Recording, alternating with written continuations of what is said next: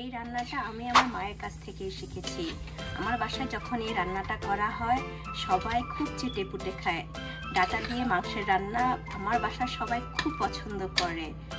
চুলায় আমি একটা পাতিল বসিয়ে নিয়েছি। পাতিলের মধ্যে পরিমাণ মতো তেল দিয়ে দিব। তেল দেওয়ার এই পর্যায়ে আমি পেঁয়াজ কুচি দিয়ে দিব। 1 কাপ পেঁয়াজ কুচি দিয়ে দিচ্ছি।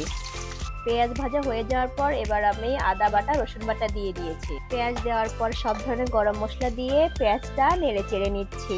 রসুন পেঁয়াজের সাথে ভালোভাবে ভেজে নেওয়ার পরে এখন সব ধরনের গুঁড়া মশলা দিয়ে দিচ্ছি।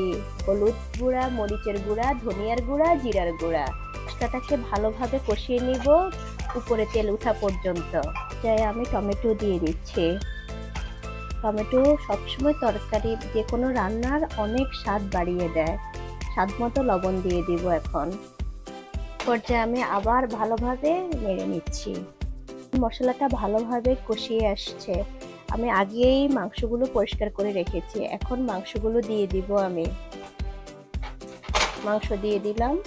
মাংসটাকে ভালোভাবে মশলার সাথে কষিয়ে নেব। যায় মাংসের ঢাকনা সরিয়ে মাংসটাকে ভালোভাবে নেড়ে চেড়ে নেব। মাংসটাকে ভালোভাবে কষিয়ে নিচ্ছে।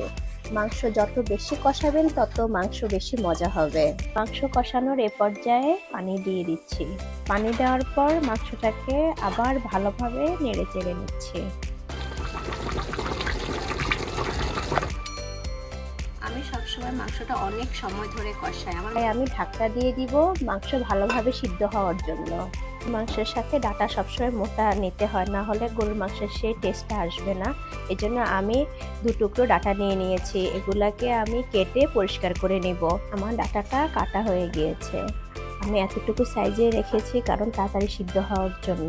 ডাঁটা যেহেতু একটু সময় লাগে সিদ্ধ হতে, এই জন্য আমি এতটুকু সাইজ করছি, তাহলে তাড়াতাড়ি সিদ্ধ হয়ে যাবে।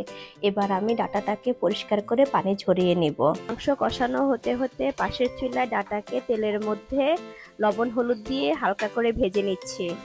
মাংস কষানো হয়ে গিয়েছে। এবার মাংসের মধ্যে ডাঁটা দিয়ে দিচ্ছি। ডাঁটা দেওয়ার পর মাংস আর ডাঁটাটাকে আবার ভালোভাবে নেড়ে চেড়ে নিচ্ছি। মাংসটা নামানোর আগে আমি আস্ত কয়েকটা কাঁচামরিচ দিয়ে দিব ফ্লেভারের জন্য।